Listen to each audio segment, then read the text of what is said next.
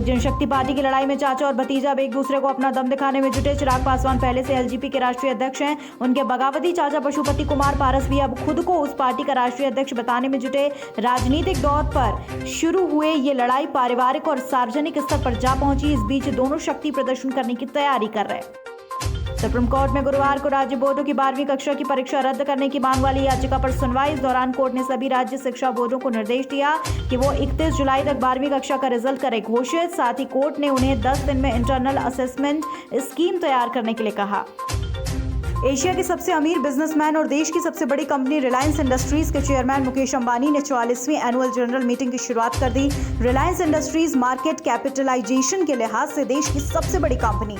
मुकेश अंबानी का भाषण शुरू होने से पहले कंपनी के शेयरों में करीबन 2% की गिरावट। इस मीटिंग में कंपनी के सभी 12 डायरेक्टर मौजूद। मीटिंग की शुरुआत में कंपनी ने उन सभी लोगों को श्रद्धांजलि दी जो कोविड-19 महामारी के दौरान नहीं रहे। प्रधानमंत्री नरेंद्र मोदी ने टाइकैथॉन 2021 के प्रतिभागियों से चर्चा की। मोदी ने वीडियो कॉन्फ्रेंसिंग के जरिए संवाद किया। इस आयोजन का उद्देश्य भारत को खिलौनों का हब बनाने पर जोर देना है। साथ ही खिलौना बनाने और गेम्स के नए विचारों को क्राउड सोर्स के जरिए आमंत्रित करना है। भारत में खिलौना इंडस्ट्री के विस्तार पर सरकार लगातार जोर दे रही है।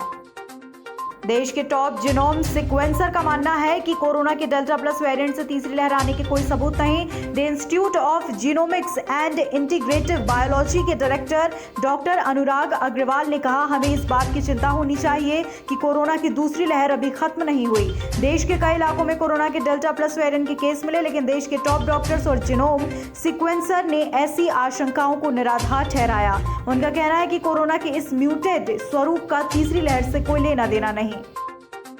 दुनिया भर में अब तक वायरस के 9 वेरिएंट ने तबाही मचाई। उसमें 3 वेरिएंट अकेले डेल्टा से ही जुड़े। डेल्टा वेरिएंट इतना ताकतवर है कि एक व्यक्ति से एक ही दिन में ये 90 और 15 दिन के अंदर 1350 लोगों को चपेट में ले रहा है।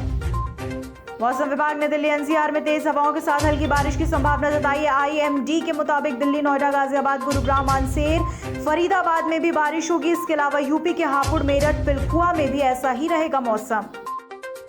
कोविड पीड़ितों के लगातार मदद कर मसीहा बने सोनू सूद ने सोशल मीडिया पर एक वीडियो शेयर किया। इसमें वो साइकिल पर अंडा, ब्रेड पाव, रस्क, मूढ़ी और चिप्स जैसी चीजें बेचते नजर आए। वीडियो के कैप्शन में सोनू ने लिखा, फ्री होम डिलीवरी, हर 10 अंडे पर एक ब्रेड फ्री। उन्होंने इसके साथ सुपरमार्केट और सपोर्ट स्मॉल बिजनेस को हैशटैग किया।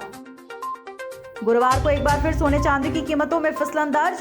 पिछले एक हफ्ते से लगातार सोने चांदी की कीमतों में गिरावट। इंडियन बुलियन ज्वेलर्स एसोसिएशन के मुताबिक गुरुवार को सोने की कीमत में 154 रुपए और चांदी की कीमत में 125 रुपए की टूट दर्ज की गई। इस गिरावट के बाद दिल्ली के बाजार में 999 शुद्धता वाले 24 कैरेट सोने की कीमत 47,060 रुपए प्रति 10 ग्राम पर पहुंची। वायदा बाजार में जून सीरीज के सौदों की एक्सपायरी वाले दिन बाजार मजबूती के साथ बंद।